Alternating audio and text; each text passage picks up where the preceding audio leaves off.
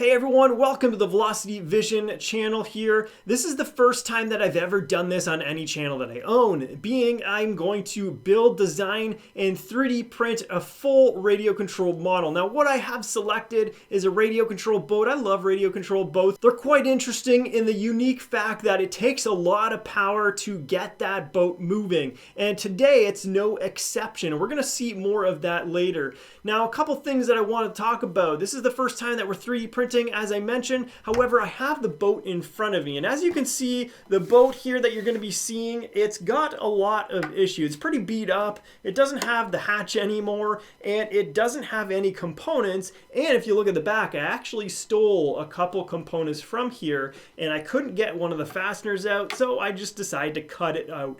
Now that's one thing, but it doesn't matter because we're not going to use this anymore. Let me show and roll the video of that boat in action, and then we'll talk about why.